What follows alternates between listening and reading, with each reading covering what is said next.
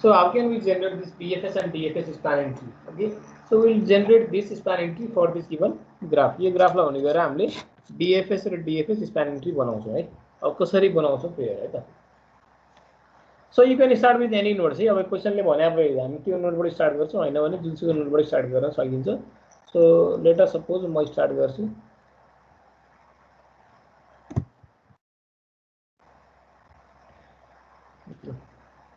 So let me start with this B nut है. मैले B nut बाट start गरेँ. So let us suppose म BFS चाहियो. So BFS ले के गर्छ भने मलाई यहाँ let us suppose मलाई बनाउनु पर्ने BFS spanning tree बनाउनु छ है. I need to construct this BFS spanning tree. Let us suppose I am starting with this B nut. B nut बाट स्टार्ट गर्दैछु भने so म अब के गर्छु पहिला क्यू बनाउँछु. I need a queue. मलाई एउटा क्यू चाहियो. So म एउटा क्यू बनाएँ यसरी. Let us suppose एउटा क्यू बनाएँ अनि यहाँ एलिमेन्ट्सहरु राख्छु one by one. I will place the elements over here one by one. सब एलिमेन्ट्सलाई राख्छु. So let us suppose I am starting with B nut. So मैले पहिला के गरेँ भने B nut लाई मैले इन्सर्ट गरेँ क्यूमा है. So I got B nut. मैले B nut पनि एउटा ट्री बनाउँदा मैले B nut नोड बनाएँ यसरी है. So B nut लाई मैले इन्सर्ट गरेँ. अब के गर्छु भने पहिला म इन्सर्ट गर्छु है अथवा भिजिट गर्दाखेरि पहिला मैले चाहिँ भिजिट गरेँ. अब एक्सप्लोर गर्छु. एक्सप्लोर गर्ने भनेको यसको जे एडजेसेन्ट नोड्सहरु छ त्यसलाई लिस्ट आउट गर. So B nut is adjacent to B1 and B8. Are you getting this? B nut is adjacent to B1 and B8. So मैले यहाँ के लेख्छु नि B nut पत्ता लगाए. B nut लाई एक्सप्लोर गर्दा I am getting here B1 and this B8. अब B nut चाहिँ हटाइदिए मैले यहाँबाट रिमुभ गरेँ है. B nut लाई चाहिँ अब रिमुभ गरेँ. So यसलाई रिमुभ गरेँ अनि मैले के पाएँ B1 र B8 पाएँ. Okay.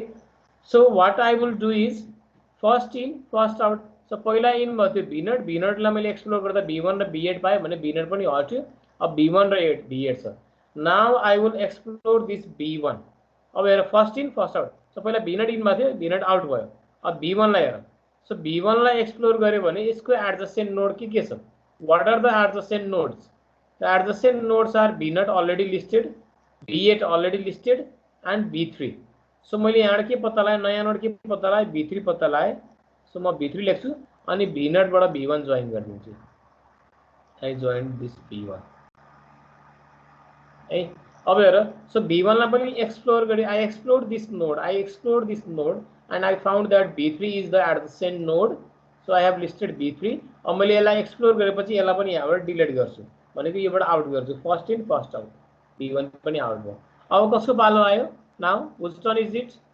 B8. So B8 को टर्न आयो. So B8 को टर्न आएपछि पहिला के गर्छु मैले B8 लाई जोइन गर्छु यहाँबाट.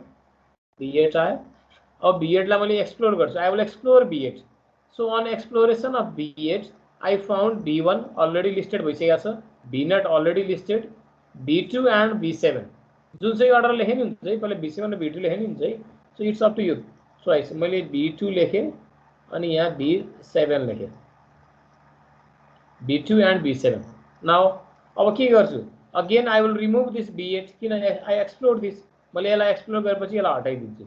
Now I need to explore B3. Is it B3? So B3 लाई एक्सप्लोर गर्छु. So मैले B3 लाई एक्सप्लोर गर्ने भनेको पहिला चाहिँ B1 बाट B3 लाई कनेक्ट गर्छु. I will connect this also.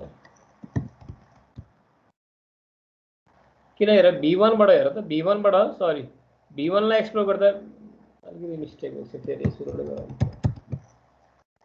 मलाई कन्फ्युज हुन्छ एकछिन है. अलिकति फेरि स्टार्ट गर्छु. ल क्यू चाहिँ अलि राम्रोसँग गर्नु पर्यो. ओके लेट अस पहिला म क्यू बनाउँछु है अलि ठुलो.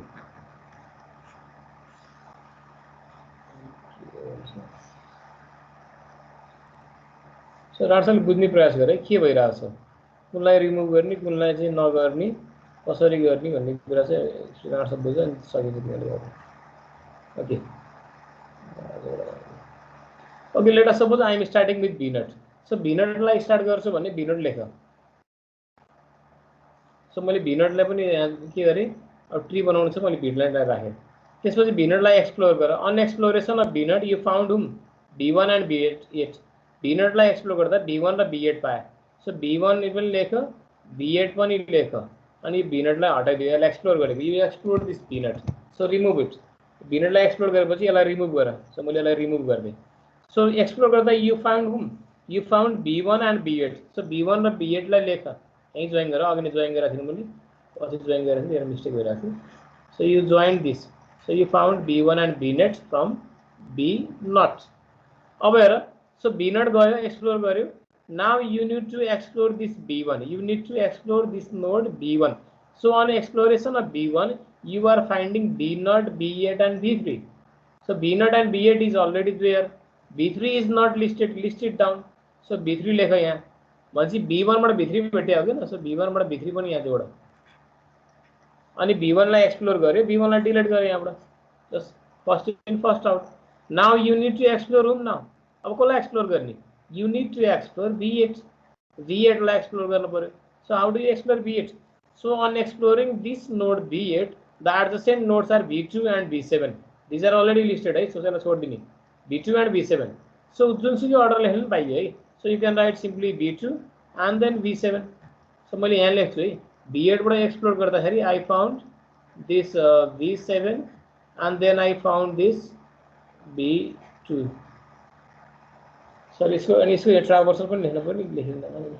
So BFS गर्दाखेरि पहिला के पाएँ मैले, B0 पाएँ, हेरे, त्यसपछि के पाएँ, B1 पाएँ, त्यसपछि I got V8, then I got V3। यो चाहिँ ट्राभर्सल अर्डर लेखिरहेको छु, B2 B7 यो अर्डर मैले ट्राभर्सल गरिरहेको छु है। Now you explore this node B8, so remove it, B8 लाई रिमुभ गर। Now you need to explore this node B3, B3 लाई एक्सप्लोर गर।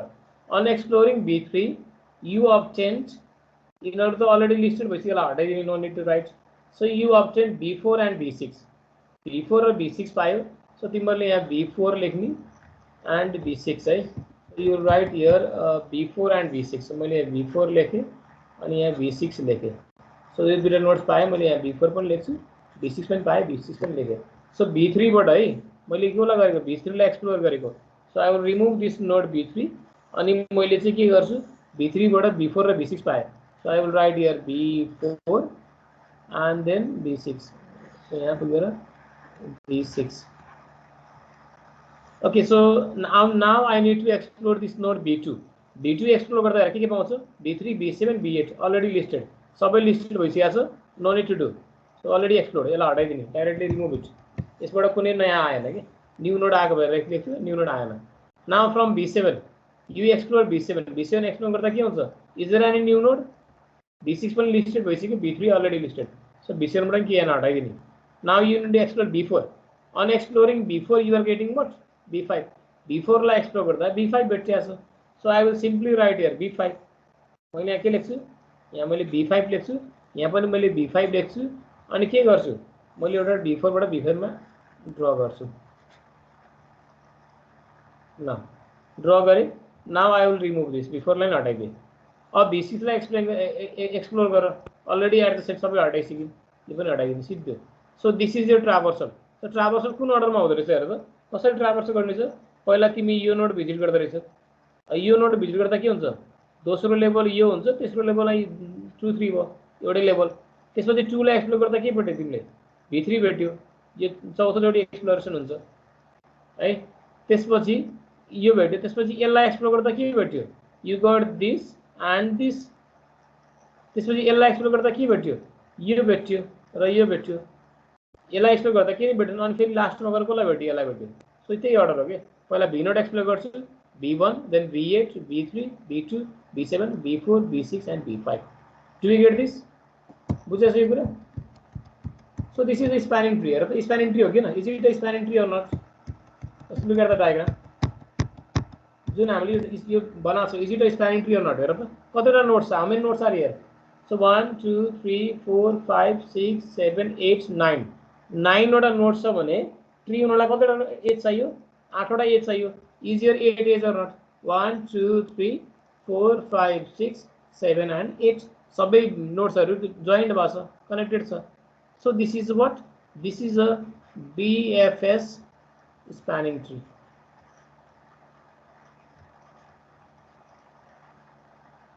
Is it clear? सकिन्छ गर्नु तिमीहरूले ल भन त सकिन्छ सकिन्छ नि है सो क्यूमा राखेको बुझ्यो नि है पहिला क्यूमा एक्सप्लोर गर्ने राख्ने अनि त्यहाँ बीएफएसमा पनि लेख्ने अनि फिगर पनि बनाउने है त ठीक छ Okay, now we'll do the same question using DFS spanning tree. यही क्वेशनमा म DFS spanning tree बाट पनि गर्छु त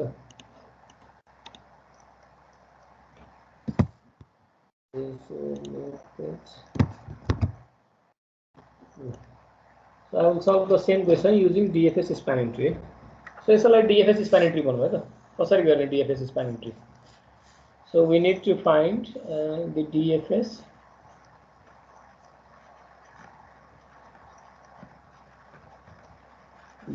spanning tree. अब हेर DFS spanning tree मा के हुन्छ what happens in DFS spanning tree है सो यसमा के हुन्छ भन्दाखेरि DFS spanning tree पहिला स्ट्याक हुन्छ कि स्ट्याकमा कस्तो हुन्छ नि यस्तो हुन्छ कि यो स्ट्याक हो लेट अस सपोज सो स्ट्याकमा के हुन्छ नि last in first out let us suppose मैले पहिला ए राखे ए तल बस्यो फेरि बी राखे बी माथि बस्यो फेरि सी राखे सी राखे अनि डी राखे अब हटाउनु पर्ने को हट्छ पहिला सो लास्टमा को आएको पहिला आएको ए त्यसपछि आएको बी त्यसपछि आएको सी त्यसपछि आएको डी सो लास्टमा आएको कुन हो लास्टमा आएको डी सो पहिला काम कसको हुन्छ पहिला डी हट्छ यहाँबाट अनि डी हट्यो भने को हट्छ फेरि सी हट्छ अनि सी पनि हट्यो भने को हट्छ बी हट्छ नि बल्ल ए हट्छ सो यो के भयो last in first out so stack भनेको last in first out order follow गर्छ है it follows last in first out so will use this concept of stack यही कन्सेप्ट युज गर्छौँ and will construct this DFS spanning tree for this given graph है so अब कसरी गरिन्छ so let us suppose we are starting with B naught है बीनटबाट start गरिरहेको छु so I will maintain a stack म एउटा स्ट्याक पनि मेन्टेन गर्छु है अब यसलाई हुने गरेर म एउटा स्ट्याक पनि बनाउँछु है I will maintain a stack let us suppose मेरो स्ट्याक चाहिँ यस्तो छ I am maintaining a stack okay so पहिला बीनट थियो मैले बीनटलाई स्ट्याकमा राखेँ so I place take this node bnut and place it in a stack मैले bnut stack में राखेँ now I will just move towards this depth अब एउटा depth मा move गर्छु कि not both the depth so bnut लाई explore गर्दाखेरि b1 र b8 आयो I am getting b1 and b8 so we will move towards a particular depth एउटा depth मा move गर्छु अनि त्यो depth ल्याएपछि बल्ल फेरि रिटर्न भएर अर्को depth मा जाने हो कि है बुझिरहेको छ so let us suppose on exploring this bnut I found b8 so मैले के गरेँ b8 लाई राखेँ ल डेटा सपोज b8 राखेँ सो बीनट बाट मैले के भेटाएँ b8 भेटाएँ ओके b8 लाई एक्सप्लोर गर्दाखेरि मैले के भेटेँ डेटा सपोज b7 भेटेँ सो b8 लाई एक्सप्लोर गर्दाखेरि मैले अब यो स्ट्याक अलि ठुलै बनाउँछु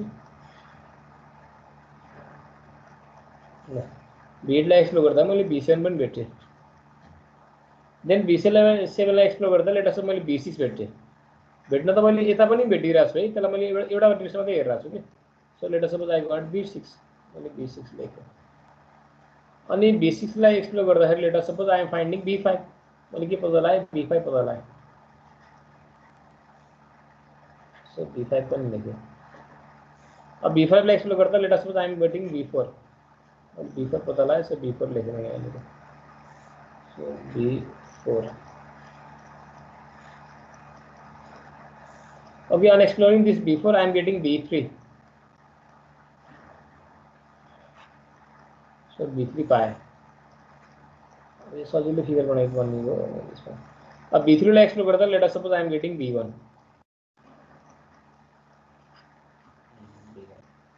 So b1 पनि लेखेँ. अब हेर. So whenever I explore this b1, I am getting b0. So can I join this? b0 is already listed. Already list भइसकेको छ. यसलाई केही गर्नै पाएन. So b1 बाट कुनै नयाँ नोड भेट्यो सर छैन are you finding any new node from b1 b0 is already listed b8 is already listed नभएपछि के गर्छ you are going to return back अब b1 बाट हामी अगाडि बढ्न पाएन I cannot move ahead from b1 b1 बाट अगाडि मुभ गर्न पाइएन सो b1 मा पछाडी आए b1 मा पछाडी आए यहाँबाट केही मिलेन b8 पनि मिलेन b1 बाट कहीँ पनि जान मिलेन so I'll move back भनेको के हुन्छ b1 लाई आउट गर्छु के छ भएर b3 लाई हेर so from b3 can you move towards any direction हेर b3 बाट के छ you can move to b2 b2 त छैन नि त so from b3 you can move to b2 so यहाँ के गर्ने b3 बाट b2 को चाहिँ हामीले के गर्छौं जोइन गर्छौं now so from B2 can you move ahead छ कहीँ छैन सो B2 लाई पनि यहाँ राखेर पप गरिसक्यो है सो B2 बाट पनि भएन again get back to B3 B3 बाट छ छैन then get back to B4 is there from B4 no B5 बाट छ छैन B6 बाट छ छैन B7 बाट छ छैन B8 बाट छ छैन B9 बाट छ B0 बाट छ छैन so you will get this as a spanning tree so this is the DFS spanning tree for this given graph अब यसको DFS ट्राभर्स गर्यो भने चाहिँ के आउँछ अर्डर कुन अर्डरमा लेखेको थियो हामीले पहिला B9 भेट्यो पछि B8 then B7 then B6 then B5 then B4 then B3 then B1 then B2 यो भनेको DFS traversal for this given graph सकिन्छ गर्न यसरी can you do like this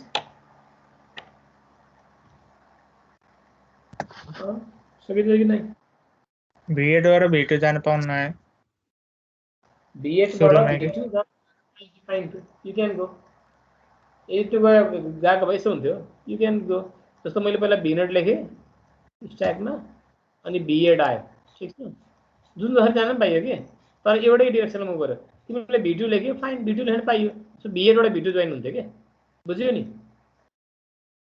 अनि B2 बाट फेरि B3 जान्छु B2 बाट B3 जान्छु पाइयो B2 बाट B3 गयो यसरी हुन्थ्यो फिगर कस्तो भन्दैन B0 B8 B2 अनि B2 बाट यसरी B3 गयो लेट अस B3 जान्छु ल B3 बाट यसरी गयो म B1 मा गए B3 बाट B1 पनि गए अब B1 बाट हेर्दा B1 बाट त अगाडि जान पाइन्छ त यो त B0 अलरेडी भइसकेको छ अगाडि जान पाइएन नपाएपछि के गर्ने you will pop this B1 बाट अगाडि जान पाएन भने B1 लाई पप गर अब पप गरेपछि के छ हेर त B0 B3 B3 बाट जान पाइन्छ B3 बाट यो बाटो गएपछि यसरी गयो B3 यता जान पाइ भएन यो पनि जान पाइ यो पनि जान पाइ जुन गयो नि के बुझ्यो ल एन्सर धेरै आउँछ त त्यसो भए फरक फरक आउँछ भनेको is it only the spanning tree DFS spanning tree मात्रै हो त म हेर DFS भनेको डेप्थ हैन म डेप्थ हिँड्छु ल हेर है म डेप्थमा हिँडिरहेको छु एउटा मात्रै डेप्थ हिँड्छु है late us suppose I started with B0 म यो डेप्थमा गए यहाँबाट यो डेप्थमा गए यसरी गए यहाँबाट यसरी गए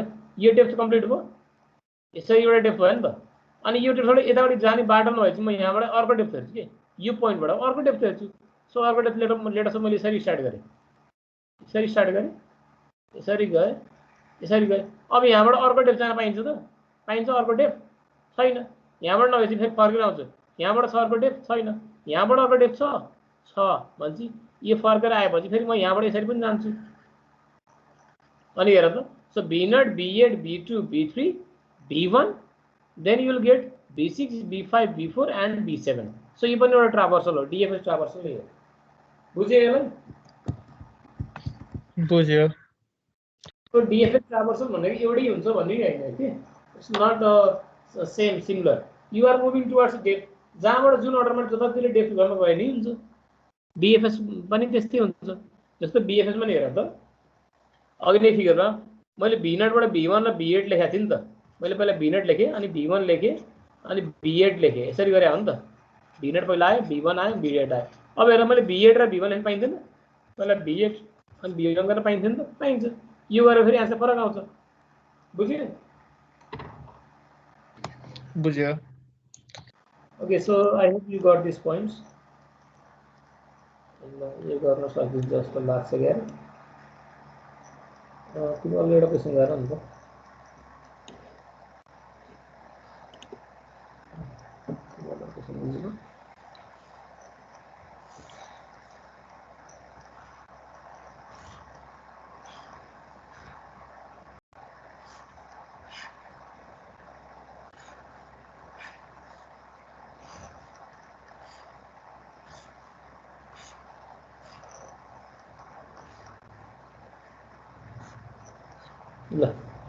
let us suppose this is the graph so we have A B C D E F G H I J K L M N O okay now for this graph